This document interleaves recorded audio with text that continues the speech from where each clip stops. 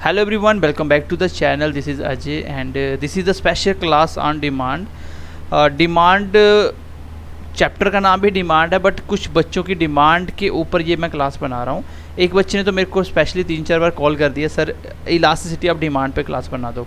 तो finance account assistant में जो आपका अकाउंट असिस्टेंट में जो आपका डिमांड था, लॉ ऑफ डिमांड, वो मैंने बहुत अच्छे से 3 से 4 लेक्चर में पढ़ा दिया था। तो आज की क्लास हमारी रहने वाली है इलास्टिसिटी ऑफ डिमांड।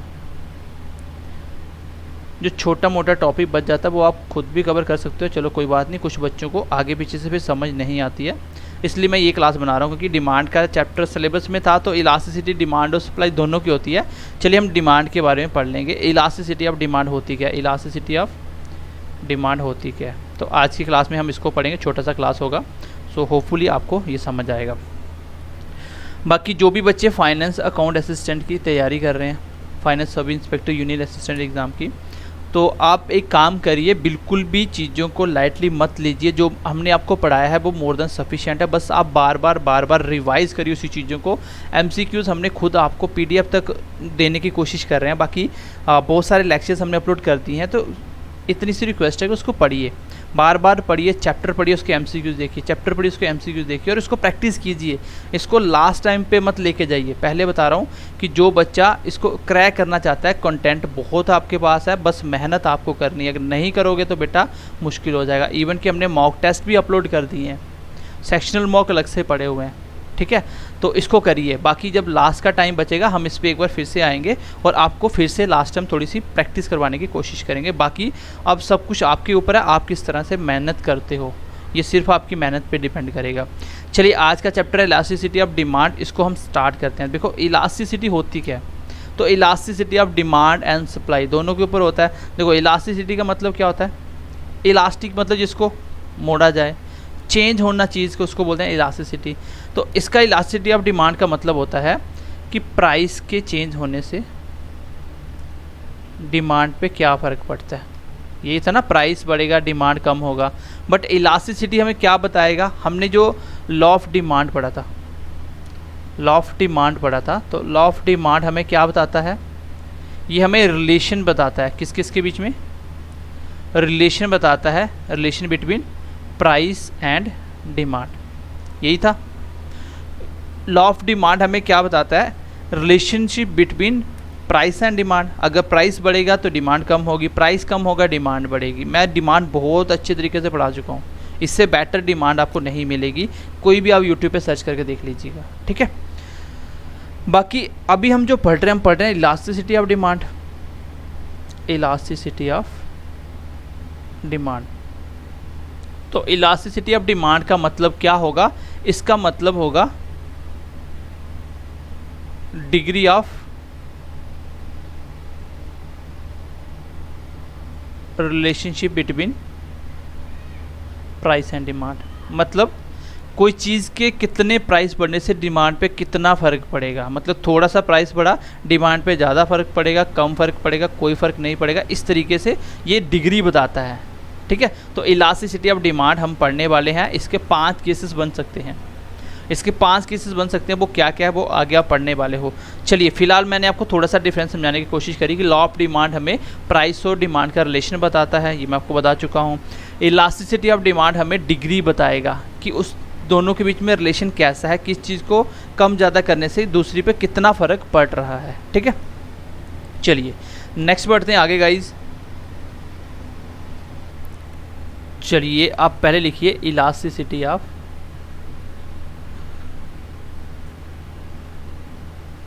डिमांड,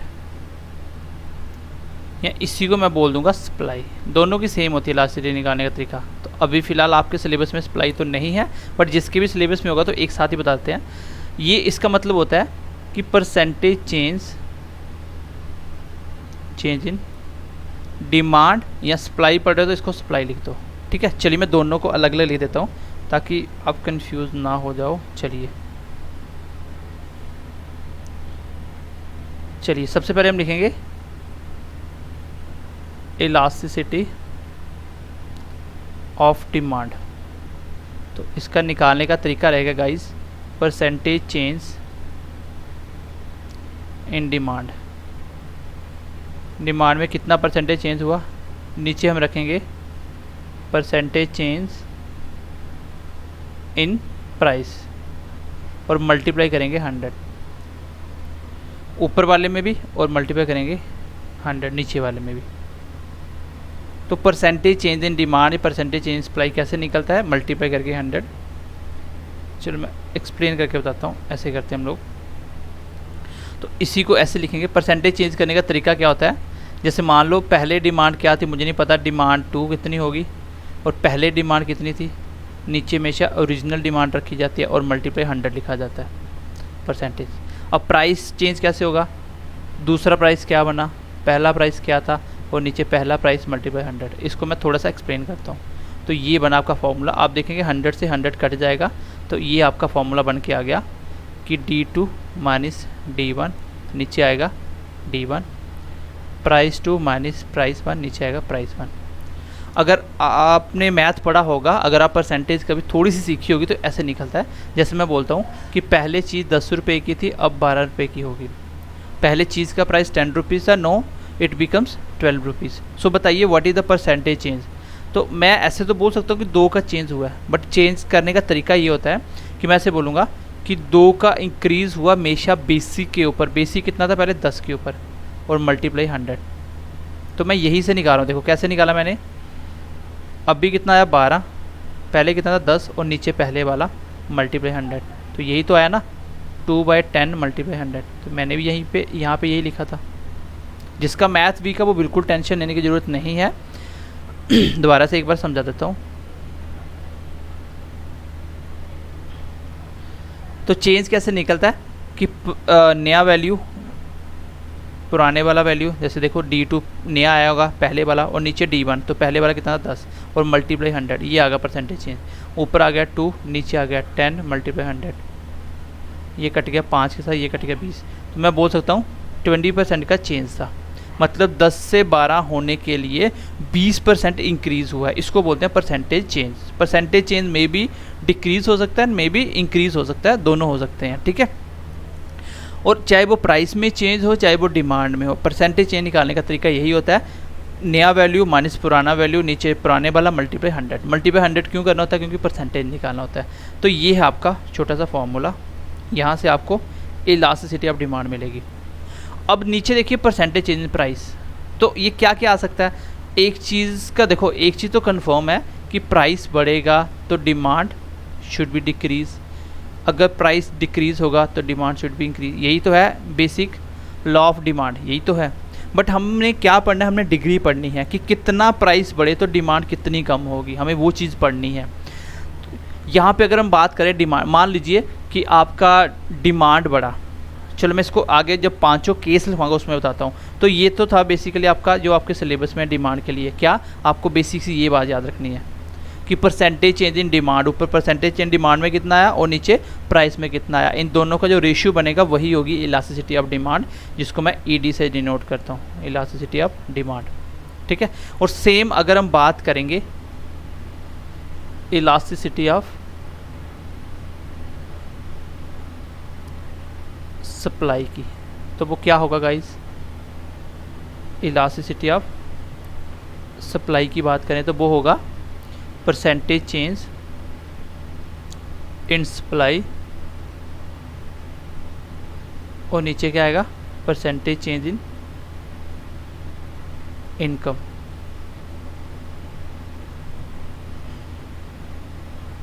हम इनकम की बात ना करके हम प्राइस की ही बात कर लेते हैं, ठीक है। चलिए, परसेंटेज चेंज इन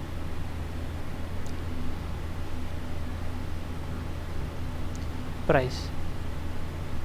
चलिए, ये आपका इलास्टिसिटी ऑफ सप्लाई आएगा, जो कि आपके सिलेबस में नहीं है, आपको ऊपर वाली बात याद रखनी है। तो छोटी सी बात फिलहाल के लिए ये याद रखो कि इलास्टिसिटी ऑफ डिमांड निकालने के लिए ऊपर देखा जाता है डिमांड कितना % चेंज हुई और नीचे रखा जाता है प्राइस कितना % चेंज हुआ। तो अपने आप वो निकल के आ जाएगा कि डिमांड ज़्यादा बढ़ी है कि प्राइस ज़्यादा कम हुआ है, दोनों में रिलेशन कैसा है, अपने आप आ जाएगा। इसके हमें 5 कंडीशन बनाने हैं। चलिए गाइस, इसमें ना 5 कंडीशन बनेगी, 5 इसमें कंडीशन बनेगी। क्या क्या हो सकती है। सबसे पहली कंडीशन हम लिखेंगे कि इलास्टिसिटी ऑफ डिमांड क्या हो सकती है, इक्वल टू जीरो। तो इक्वल टू जीरो का मतलब क्या है, मेरी बातों को बहुत ध्यान से समझना, अपने आप क्वेश्चन के आंसर आएंगे, बहुत आसान होता है ये। सबसे पहले इलास्टिसिटी ऑफ डिमांड होता क्या है, ये तो सर रिलेशन होता है किस किस का, आपके दिमाग में आना चाहिए कि ऊपर तो आएगा परसेंटेज चेंज इन डिमांड, नीचे आएगा परसेंटेज चेंज इन प्राइस, यही होता है, यही मैंने फॉर्मूला लिखवाया ऊपर इलास्टिसिटी ऑफ डिमांड का। अगर ये जीरो के बराबर आई मतलब दोनों इक्वल हैं, और जीरो नहीं सॉरी इसको बंद कर लो, इसको बंद कर लो, ठीक है, जीरो का बाद में पढ़ते हैं। चलिए अगर ये एक के बराबर आई, इसका मतलब एक बराबर कब हो सकता है, मान लीजिए जो डिमांड में चेंज आया वो 10% का आया, तो प्राइस में भी 10% का आया होगा। मतलब अगर प्राइस 10% कम हुआ तो डिमांड 10% बड़ी होगी, अगर प्राइस 10% बढ़ा तो डिमांड 10% कम हुई, मतलब दोनों में सेम इफेक्ट पड़ रहा है, तो इसका तभी तो एक आ सकता है ये। तो ईडी जो है, जो ईडी है तभी तो इतना आ सकता है एक।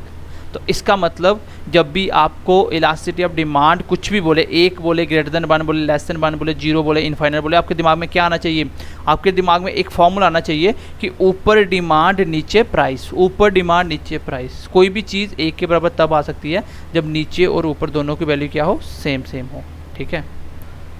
तो बहुत सिंपल सी बात बताई मैंने, जब भी आपको इलास्टिसिटी ऑफ डिमांड 1 के बराबर आए तो दिमाग में आएगा कि सर इलास्टिसिटी ऑफ डिमांड तो डिमांड बटा प्राइस होता है, इसका मतलब जितना चेंज डिमांड में हुआ उतना ही प्राइस, दोनों ऊपर नीचे सेम है, तभी तो कट के 1 आएगा। तो मैं समझ गया कि इस केस में क्या होता है, इस केस में क्या होता है,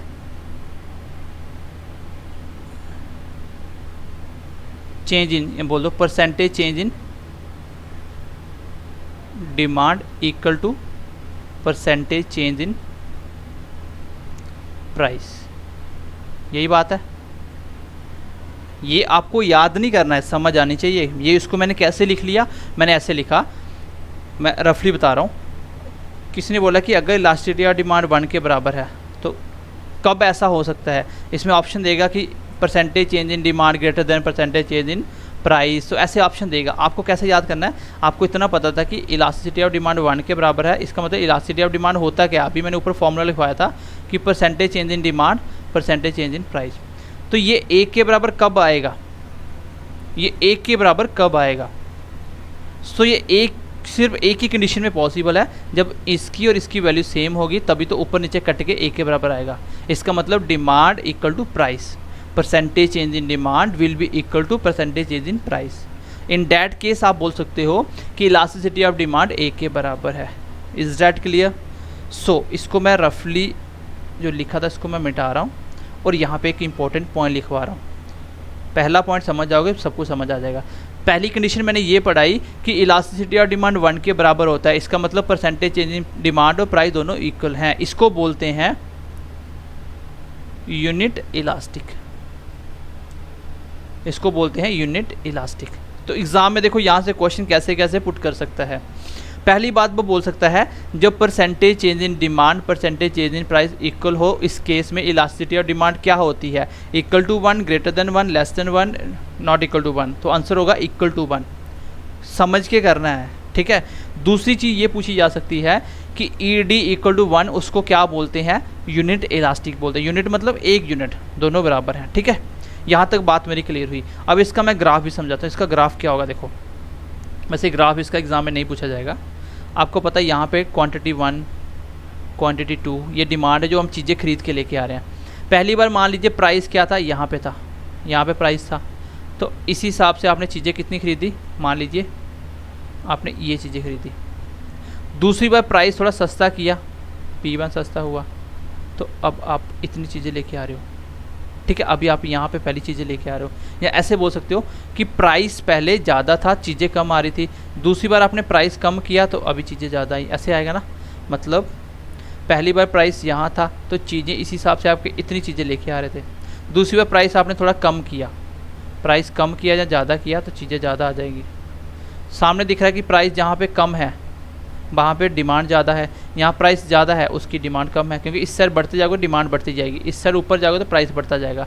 प्राइस और डिमांड का यही तो ग्राफ होता है ना। तो इस तरीके से आपका ग्राफ बनेगा, ठीक है, इस तरीके से आपका ग्राफ बनेगा। और ये कैसा बना ग्राफ, आप दोनों पॉइंट मिलाओगे तो ये कैसा बनेगा, ये बनेगा डाउनवर्ड, डाउनवर्ड स्लोप। ठीक है, यहाँ तक हो गया। दूसरी कंडीशन क्या हो सकती है, चलिए कंडीशन नंबर 2 की तरफ बढ़ते हैं। कंडीशन नंबर 2 ये हो सकती है कि sir elasticity of demand greater than 1 हो सकती है। अब ये आपको लिखना है कि परसेंटेज चेंज इन डिमांड क्या होगी, तो आपको खुद समझ आ जाएगी कि 1 से बड़ा होना, इसका मतलब 1 से बड़ी वैल्यू कब आ सकती है। आपको पता है कि परसेंटेज चेंज इन डिमांड और परसेंटेज चेंज इन प्राइस यही तो वैल्यू डिफाइन करेगी ना कि ये कितना था, ये कितना था। 1 से बड़ा बनाना है तो ऊपर वाली वैल्यू अगर बड़ी होगी तभी तो 1 से बड़ा आएगा। अगर मान लो ऊपर 15 है नीचे 10 है तो भी 1.5, तो 1 से बड़ा आ गया। अगर नीचे वाली वैल्यू बड़ी हुई ऊपर वाली वैल्यू छोटी हुई तो कभी भी वैल्यू 1 से बड़ी नहीं आती। जैसे आपको पता है कि 10 को अगर मैं 15 से डिवाइड करूं तो ये कितना आएगा, जैसे मान लो चलो 20 से करते हैं तो कितना आएगा 1/2 मतलब 0.5, तो 1 से कम हुई कि नहीं हुई। इसका मतलब एक ही कंडीशन ऐसी होती है जब 1 से ज़्यादा आती है, वो कौन सी होती है, वो ये होती है कि जब आपका परसेंटेज चेंज इन प्राइस ये ग्रेटर हो नीचे वाले से, तभी तो ऐसा हो सकता है, तभी तो ऐसा हो सकता है। इट मीन्स कि मैं बोल सकता हूँ परसेंटेज चेंज इन डिमांड क्या होनी चाहिए, ज़्यादा होनी चाहिए परसेंटेज चेंज इन प्राइस। तो सामने सी बात है, बड़ा आना तो डिमांड ज़्यादा, कम आए डिमांड छोटी, इक्वल आए तो इक्वल हो रही है, यहाँ पे इक्वल है तो इक्वल हो रहा है। ठीक है, ये तो इसका ग्राफ कैसे बनेगा, चलिए इसका ग्राफ भी बना लेते हैं।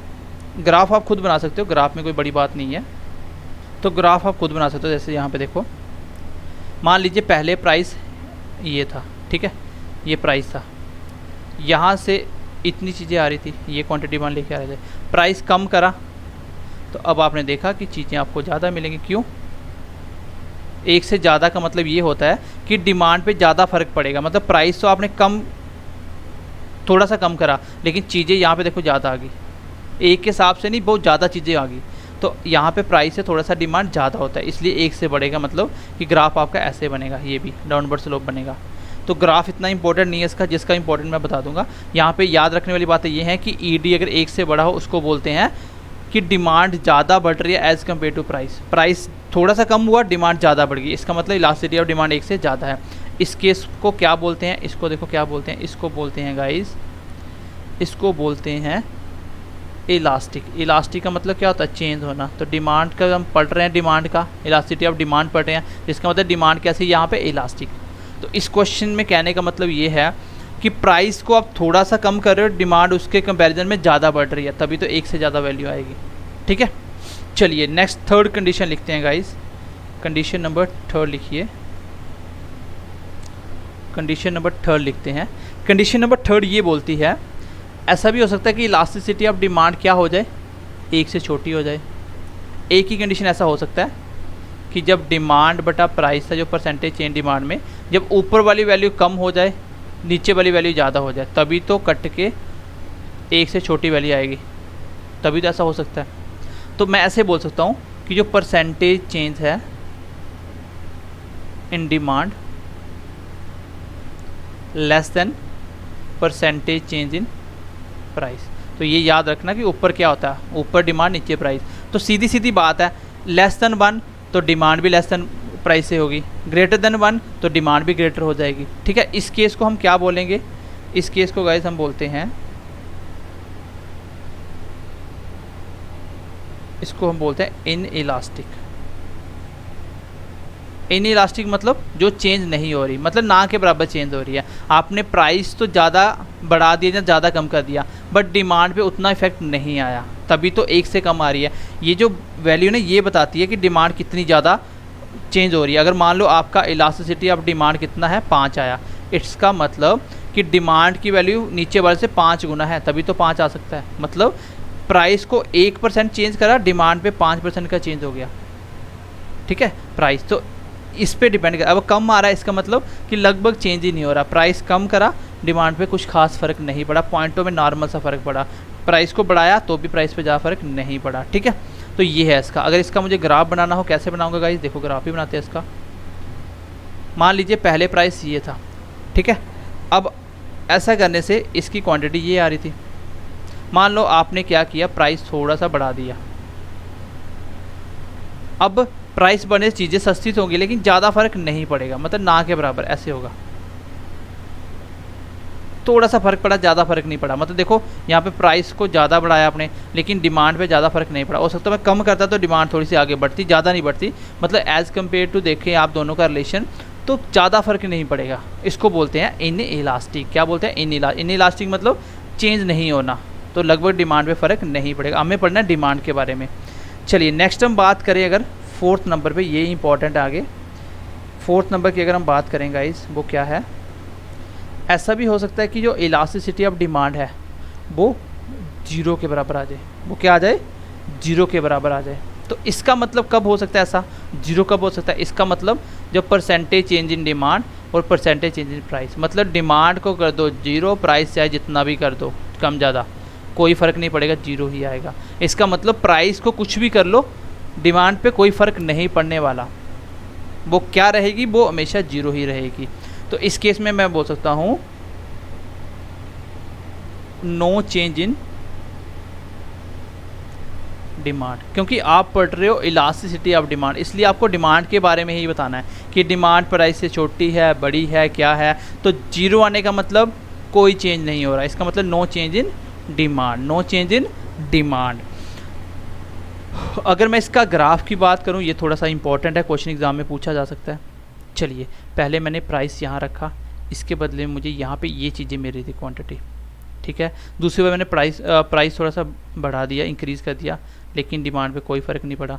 फिर मैंने प्राइस को इंक्रीज़ करा बट स्टिल मेरी डिमांड पे कोई फ़र्क नहीं पड़ा। इसका मतलब कि ये वाली जो डिमांड है वो सेम है। तो अब एग्ज़ाम में क्वेश्चन पूछेगा वर्टिकल स्लोप ऑफ डिमांड कब मीन्स, तो इसको मैं बोलूँगा ये क्या है, ये क्या है, ये है आपकी परफेक्टली, क्या है ये? परफेक्टली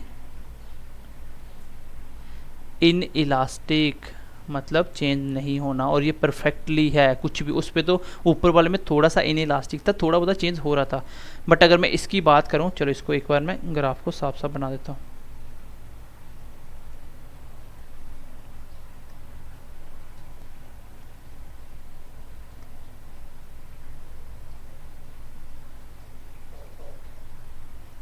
ठीक है, यहाँ तक आपको समझ आएगी। इसका ग्राफ बनाते हैं। तो ग्राफ ऐसे बनेगा, पहली बार प्राइस ये था तो इसके बदले में क्वांटिटी में ये लेके आ रहा था। प्राइस मैंने इंक्रीज़ करा तो क्वांटिटी यहाँ पे लेके आ गया। प्राइस मैंने फिर इंक्रीज़ करा, क्वांटिटी में यहाँ पे लेके आ गया। ठीक है, यहाँ पे एक चीज़ देख रहे हो आप कि डिमांड जो कर्व है वो क्या है? वो चेंज ही नहीं हो रही। इसका मतलब ये क्या है? Perfectly in elastic. इस चीज़ को याद रखना, क्वेश्चन एग्जाम में आएगा कि प्राइस इंक्रीज करने से डिमांड पे कोई फ़र्क नहीं पड़ा, ये कौन से केस में होता है? तो आपका आंसर होना चाहिए परफेक्टली इन इलास्टिक। परफेक्टली मतलब बिल्कुल परफेक्ट, और इन इलास्टिक मतलब कोई चेंज ही नहीं है। तो वो सिर्फ और सिर्फ तब हो सकता है जब इलास्टिसिटी ऑफ डिमांड 0 हो जाए, मतलब डिमांड पे कोई फ़र्क नहीं पड़े, उसको बोलते हैं परफेक्टली इन इलास्टिक। ये इसका ग्राफ है। अब क्वेश्चन ऐसे पूछ सकता है, बोलेगा कि डिमांड कर्व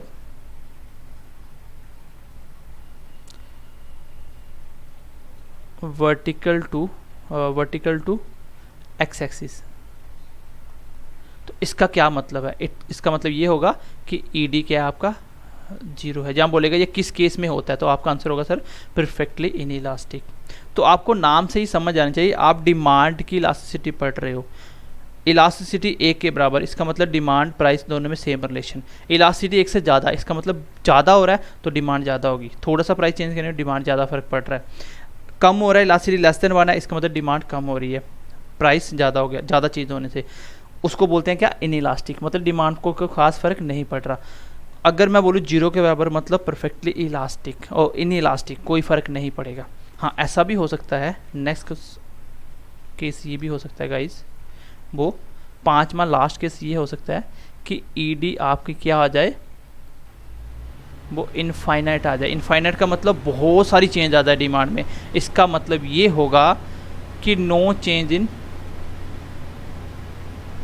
प्राइस, मतलब प्राइस में चेंज नहीं करा लेकिन डिमांड में तो भी फ़र्क आ गया। मतलब थोड़ा सा कम ज़्यादा करें, ना के बराबर, तो डिमांड पे बहुत ज़्यादा फ़र्क आ गया। ठीक है, तो इस केस को हम क्या बोलेंगे, इस केस को हम बोलेंगे, इसको हम बोलेंगे गाइस परफेक्टली इलास्टिक। क्या बोलेंगे, परफेक्टली इलास्टिक। तो परफेक्टली इलास्टिक का मतलब क्या हुआ कि डिमांड बहुत ज़्यादा चेंज हो रही है, परफेक्टली इलास्टिक है, थोड़ा सा प्राइस कम ज़्यादा करने से, इसको बोलते हैं परफेक्टली इलास्टिक। इसका ग्राफ कैसे बनेगा ये भी पूछा जाएगा। पिछले बारे का कैसा था, वर्टिकल था, इसका देखो कैसे बनेगा। पहले प्राइस ये था तो क्वांटिटी में ये लेके आ रहा था, प्राइस चेंज ही नहीं करना, नो चेंज इन प्राइस। अब जितनी भी क्वांटिटी लेके आ रहे हो वो लगभग प्राइस के कोई इफेक्ट नहीं पड़ रहा। तो ये कैसी लाइन बनी, ये लाइन बनी हॉरिजॉन्टल, ये लाइन बनी हॉरिजॉन्टल टू एक्स एक्सिस। तो हॉरिजॉन्टल कर्व, जब डिमांड कर्व आपकी हॉरिजॉन्टल बने तो उस केस में क्या होता है, परफेक्टली इलास्टिक होती है डिमांड। क्या होती है, परफेक्टली इलास्टिक। ये अपने आप बन जाता है, थोड़ी सी समझ आएगी तो ईडी इनफाइनाइट होने का मतलब कि परफेक्टली क्या है, ये इलास्टिक है। अब देखो एक तो यहाँ से सीधे सीधे क्वेश्चन पूछे जाते हैं जो मैंने आपको बता दिए। एक ये वाला ग्राफ याद रखना कि हॉरिजॉन्टल किस में बनता है और वर्टिकल किस में बनता है, और नॉर्मल में वो एक के बराबर ही रहता है, ठीक है। अब इसके ऊपर न्यूमेरिकल कैसे पूछे जाते हैं मैं आपको वो भी चली गई। ये क्वेश्चन एक प्रैक्टिस कर लेते हैं। क्वेश्चन क्या बोल रहा है कि अगर प्राइस में चेंज हुआ 20 से 24 का, डिमांड में 50 से 45 का। पहले मैं इसको एक्सप्लेन करके बताऊंगा ताकि, क्योंकि बीच में आर्ट्स के बच्चे होते हैं, इनको मैथ परसेंटेज की नॉलेज नहीं है। मैंने आपको बताया था कि इलास्टिसिटी ऑफ डिमांड, ये 4 ऑप्शन में एक बताना है। तो कैसे निकलेगा, इलास्टिसिटी ऑफ डिमांड निकालने का तरीका होता है, सर आपने बताया था कि डिमांड 2 और नहीं, पहली डिमांड कितनी है और नीचे D1, ऊपर 100 कट जाएगा, नीचे प्राइस 2 प्राइस 1, नीचे प्राइस 1। इसमें पुट करो, आंसर आ जाएगा, अपने आप पता चल जाएगा इलास्टिसिटी ऑफ डिमांड कौन सी है। ऊपर मैंने पुट किया D2 कितना आपका, डिमांड 2 कितनी है 45, ठीक है, कितनी है 45, और डिमांड वैल्यू कितनी है, कितने का फ़र्क आया, 5 का डिक्रीज़ हुआ ना। चलिए ऐसे बोल सकते हो कि 5 का, 50 और 45 के बीच का दोनों का डिफरेंस कितना है 5 का। तो मैं इसको 5 ही लिख देता हूँ। चलिए 5 का, नीचे ओरिजिनल वैल्यू कितनी है 50, क्योंकि पहले 50 थी। अगर हम नीचे बात करें प्राइस, तो प्राइस का कितना फ़र्क आया 4 का, ओरिजिनल वैल्यू कितनी है 20 D1, नीचे ओरिजिनल लिखनी है, ऊपर डिफरेंस नीचे ओरिजिनल। ये कितना आया 1/10, नीचे कितना आया 1/5, और ये 5 कट गया 2 के साथ, ये कितना आया 1/2, इसका मतलब 0.5। अब आप मुझे बताओ 0.5 का मतलब है कि आपका ईडी कितना आया गाइस, ईडी आपका आ चुका है 0.5। तो ये क्या है ईडी, तो मैं बोलूँगा ईडी मेरा 1 से छोटा आया, ईडी मेरा 1 से छोटा। अब आपको याद करना है कि ईडी 1 से छोटा कब आता है, ये देखिए ईडी 1 से छोटा कब आता है, लेस देन 1 आता है जब आपका क्या हो, इन इलास्टिक हो। क्या हो, इन इलास्टिक हो। तो डिमांड कर्व कैसा है, ये इन इलास्टिक। इसका आंसर भी क्या आ जाएगा, इन इलास्टिक। ये इस क्वेश्चन का आंसर होगा ऑप्शन नंबर बी।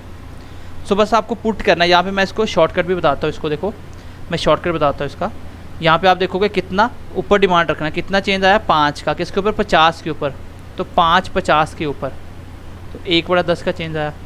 नीचे बात करें तो 5 का चेंज, सॉरी प्राइस नीचे आएगा ना, तो 4 का चेंज 20 के ऊपर, तो 4/20 मतलब 1/5, तो ये कितना आया, ये आ गया 0.5। तो मैं समझ गया कि 0.5 मतलब 1 से कम आया है तो डिमांड ज़्यादा होगी। इसका मतलब डिमांड पे ज़्यादा फर्क नहीं पड़ेगा प्राइस से, प्राइस ज़्यादा होगा, तो इन इलास्टिक इस क्वेश्चन का आंसर आ जाएगा। चलिए नेक्स्ट क्वेश्चन और लिखते हैं, मे भी आपको समझ आएगा, ठीक है। चलिए नेक्स्ट क्वेश्चन करते हैं। चलिए गाइस नेक्स्ट छोटा सा क्वेश्चन देखिए, जिसका मैथ इतना अच्छा नहीं है तो वो इसको ना भी करे, कोई दिक्कत नहीं है। तो आपको बताना है कि अगर इलास्टिसिटी ऑफ डिमांड 2.5 का इंक्रीज़ हुआ, मतलब फ़र्क आया, डिमांड इंक्रीज़ हुई है, इसका मतलब डिमांड इंक्रीज़ तो प्राइस कम ही होगा। ये बात तो मुझे समझ आ चुकी है। आपको पूछा कि बताइए जो प्राइस है वो 20 से कितना हो जाएगा, नया प्राइस बताना है। पहले मुझे पता चले ना कि प्राइस कितना % कम करना है, क्योंकि ये इंक्रीज़ है ना। तो आपको मैं बताऊं कि इसको 10% कम करना, तो 10% कम करोगे, 2 कम तो 18 आ जाएगा। चलिए मैं पहले क्वेश्चन लिखता हूँ। आपको पता है कि ईडी किसके बराबर होता है, ये बराबर होता है sir percentage change in demand, और नीचे आता है परसेंटेज चेंज इन प्राइस। यहाँ पुट करें, ईडी कितना है 2.5, डिमांड पे चेंज आ रहा है 50% का, और आपको प्राइस का चेंज अभी नहीं पता, ठीक है। ये तो बताना है ना 20 से कितना हो जाएगा नया, ये तो कम होना है, कितना हो जाएगा वो तो मैं बाद में बताऊंगा। यहाँ पे मेरी डेल का मतलब था चेंज, तो 50 के नीचे आ जाएगा 2.5। जब इसको कैलकुलेशन करोगे तो ये कितना आ गया आपका 20, कितना आ गया 20। इसका मतलब 20% का क्या होगा, डिक्रीज़ होगा। 20% का क्या होगा, डिक्रीज़ होगा। तो आप मुझे बताइए कि अगर पहले 20 था तो अब 20% कम करना है, तो पहले तो इसका 20% निकालो। तो इसका 20% कैसे निकालोगे, 20% ऑफ पहले वाले प्राइस का। तो कैसे आएगा, 20 डिवाइडेड बाई 100 मल्टीप्लाई 20, कितना आ गया ये 4। इसका मतलब 4 कम करना है। तो पहले अगर 20 था तो अब 4 कम करो तो कितना आ जाएगा 16। ये होगा आपके क्वेश्चन का आंसर। यहाँ से हो सकता है बच्चों को समझ नहीं आया हो, जिसको परसेंटेज समझ आए वो इस क्वेश्चन को कर लेगा, क्योंकि मुझे पहले यहाँ तक तो मुझे निकालना आ गया कि डिमांड कितना % कम होगा। अगर यहाँ तक क्वेश्चन पूछेगा यही आंसर है कि सर प्राइस में 20% की कमी आएगी, तो 20% कम करके लिखना है। इसका 20% कितना होता है, 10%, 2 होगा क्योंकि 1 0 हट जाता है। और 20% कितना होगा। अगर परसेंटेज सीखना तो मेरी पहली वीडियो देख लेना, परसेंटेज समझ आ जाएगा। अदरवाइज यहाँ तक भी कर लो, क्वेश्चन हो जाएगा। ठीक है, तो ये छोटे से मैंने 2 क्वेश्चन न्यूमेरिकल करवा दिए। मैंने प्राइस और डिमांड के रिलेशन में जो उसकी डिग्री होती है इलास्टिसिटी ऑफ डिमांड, मैंने आपको वो बताई। 5 मैंने कंडीशन बताया अलग अलग, 5 कंडीशन को याद रखना आपको। अब इसके थोड़े से एग्जाम्पल हैं, उसको देख लेते हैं। ठीक है, चलिए उस एग्जाम्पल को एक बार देख लेते हैं, तो उसके बारे में लिखते हैं थोड़ा। चलिए, एक होता है आपका इलास्टिक, जिसको रिलेटिवली इलास्टिक और इन इलास्टिक, दोनों कंडीशन मैंने बताई हैं। इलास्टिक का मतलब ईडी है जो वो ग्रेटर देन 1 होगा, इन इलास्टिक का मतलब ईडी जो है वो लेस देन 1 होगा। ये तो आपको पता हो गया। अब आपको मैं ट्रिक के लिए बता रहा हूँ, जितनी भी चीज़ें किस में आएंगी, आपकी लग्जरी में आएंगी, उन सब का रिलेशन कैसा होगा, दोनों के बीच में इलास्टिक होगा। ऐसे मैं बोलता हूँ, जैसे मान लो गोल्ड, मैंने बोला बताइए गोल्ड का प्राइस कम ज़्यादा होने से, तो गोल्ड कौन सी आइटम है, तो मैं बोलूँगा इलास्टिक है। क्यों, देखो गोल्ड जो है वो लग्जरी आइटम है। अब लग्जरी आइटम है तो थोड़ा सा प्राइस अगर कम होता है तो लोग ज़्यादा परचेज़ करते हैं, क्योंकि लोगों को नीड होती है, गोल्ड सारे खरीदते हैं, रिच लोग सारे गोल्ड खरीदते हैं। तो जब इसका थोड़ा सा कम करोगे तो लोग ज़्यादा खरीदते, सस्ता हो गया। थोड़ा सा महंगा होगा तो लोग जल्दी से इसको कम खरीदना भी स्टार्ट कर देंगे। मतलब प्राइस थोड़ा सा चेंज होने से ज़्यादा फर्क आए तो उसको बोलते हैं इलास्टिक। प्राइस चेंज होने से डिमांड पे कोई ज़्यादा फर्क नहीं आए उसको बोलते हैं इन इलास्टिक। देखो, perfectly elastic, perfectly in elastic और यूनिटरी, ये इमेजिनरी है, ये रियल में नहीं होते। ऐसा कभी नहीं होता कि एक चीज़ का प्राइस कुछ भी नहीं हुआ और उस पर अनलिमिटेड चेंज आ गया, डिमांड पे 0 चेंज आ गया, ऐसा कुछ नहीं है। ये दोनों चीज़ें जो रियल में हैं, इसमें आप क्या लिखोगे, जितनी भी आपकी नेसेसरी आइटम है। अगर कोई भी एग्जांपल आपको दे के पूछे बताइए इसकी इलास्टिसिटी ऑफ डिमांड कैसी है, तो आंसर हो जाएगा इन इलास्टिक। अगर लग्जरी आइटम पूछे तो डिमांड कैसी है, तो आप आंसर दोगे सर इलास्टिक। मैं बोलता हूँ बताइए मिल्क, दूध, तो दूध आपका नेसेसरी आपकी आइटम है, इसकी आपको नीड है। अगर इसका प्राइस कम ज़्यादा होगा तो भी तो आप उसको यूज़ करोगे, तो इस पर कोई फ़र्क नहीं पड़ेगा। जैसे मैं बोलता हूँ नमक खाते हो आप, साल्ट, ये कैसा है, तो आप बोलोगे सर ये इन इलास्टिक है। क्यों, कि भाई नमक थोड़ा सा महंगा हो जाएगा, क्या खाना छोड़ दोगे, ये तो ज़रूरी चीज़ें हैं। जैसे मैं बोलता हूँ मेडिसिन, क्या है ये भी इन इलास्टिक है। यहाँ पे मैं बोल देता हूँ कार, बताइए। हाँ, ये क्वेश्चन आता है एग्ज़ाम में। फ्रूट्स, फ्रूट्स किस में आता है, तो ये इलास्टिक होता है। इसकी इलास्टिसिटी ऑफ डिमांड कैसी होती है, इलास्टिक होती है। क्यों, देखो फ्रूट्स कौन खाता है, जो रिच लोग होते हैं वही फ्रूट्स खाते हैं। मिडिल क्लास के लोग कहाँ रेगुलर फ्रूट तो नहीं खाते हैं, कभी घर पे कोई रिलेटिव वगैरह आ गया तब खा लिया, तो रेगुलर तो बहुत कम खाते हैं। जिसके पास पैसा होता है, लग्जरी लाइफस्टाइल जीना चाहता है, वही खाता है। इसलिए फ्रूट्स आप किस में रखोगे, इलास्टिक में। बट एक एक्सेप्शन यहाँ पे आता है, यहाँ पे आप अल्कोहल रखोगे। आप बोलोगे सर ये कौन सी नीड हुई, तो बिल्कुल नीड होती है। जिसको अल्कोहल एडिक्टेड हो जाता है जो बंदा, वो इसको छोड़ नहीं सकता, मतलब उसके लिए तो ये नीड होगी, वो उसके बिना नहीं रह सकता। चाहे प्राइस बढ़े चाहे कम हो, इस पर कोई फ़र्क नहीं पड़ेगा, वो लेगा ही लेगा। तो ये इलास्टिक, इन इलास्टिक आती है। ट्रिक ये हुआ, जितनी भी नेसेसरी आइटम्स हैं जिसके बिना आप नहीं रह सकते, उसके प्राइस कम ज़्यादा होने से कोई फ़र्क नहीं पड़ेगा, उसको इन इलास्टिक होगी उसकी इलास्टिसिटी ऑफ डिमांड। और elasticity of demand luxury item जितने भी होंगे सब में किस में आ जाएगा, गोल्ड में। मतलब लग्जरी मतलब कोई भी अगर ब्रांड का नाम भी आता है, मान लो कोई भी ब्रांड्स का नाम आता है, जैसे मैं बोलता हूँ कि शूज़ की बात करोगे तो वो यहाँ पे आ जाएगा। मैं बोलता हूँ जो प्यूमा के शूज़ है वो किस में आ जाएगा, वो उसमें आ जाएगा। ठीक है, जो ब्रांडेड है, जैसे मैं बोलता हूँ अमूल मिल्क है जो, ऐसे सिंपल मिल्क तो इसमें आएगा। मैं बोलता हूँ ठीक है अमूल मिल्क, तो वो किस में आएगा, तो ये ब्रांडेड है। ठीक है, तो ये आपका इसमें आ जाएगा। मतलब कोई भी चीज़ ब्रांडेड या लग्जरी आइटम में आएगा, ठीक है, वो सारा इलास्टिक में आएगा, और जो आपकी बेसिक नीड है वो सारा इन इलास्टिक में आएगा। और ये एग्जांपल भी एग्जाम में कभी कभी पूछी जाती हैं, इसलिए मैंने आपको थोड़ा सा आइडिया बता दिया। और बेसिक क्वेश्चन ऐसे बनाएगा, किसी चीज़ की इलास्टिसिटी ऑफ डिमांड 50 है, तो बताइए कैसी आइटम है, तो आपको पता है एक से ज़्यादा है तो इलास्टिक हो गया। बोलेगा किसी चीज़ की इलास्टिसिटी ऑफ डिमांड 0.1 है, तो इसका क्या मतलब है, एक से छोटा है तो इन इलास्टिक हो जाएगा। तो ऐसे क्वेश्चन एग्जाम में पूछे जाते हैं। ठीक है, अमूल दूध पीते हो ना दुकानों से लेके, तो ये ब्रांड है, ये एक ब्रांड है। दूध तो आप गांव में किसी से भी खरीद सकते हो, बट ये एक पैकिंग में किसी ब्रांड का नाम आता है उसके ऊपर, तो किसी का ब्रांड का नाम आ जाएगा तो वो हमेशा किस में चला जाएगा, इलास्टिक में, और ब्रांड का नाम नहीं आएगा तो इन इलास्टिक में। तो ये था आपका इलास्टिसिटी ऑफ डिमांड का पूरा चैप्टर। और आई होप कि ये आपको समझ आया होगा। आज की क्लास पांचों मैंने कंडीशन बताई, और उसके मैंने एग्जाम्पल बताए, मैंने ग्राफ बताया, और मैंने आपको उसके थोड़े से न्यूमेरिकल करवा दिए। बाकी ध्यान रखिए अपना, मेहनत करते रहिए। फाइनेंस अकाउंट असिस्टेंट का एग्ज़ाम इतना डिफिकल्ट नहीं होगा, बहुत आसान होगा। जितना आपने पढ़ा है ईमानदारी से पढ़िए, आपकी सिलेक्शन हो जाएगा। ठीक है, all the best, bye bye, take care.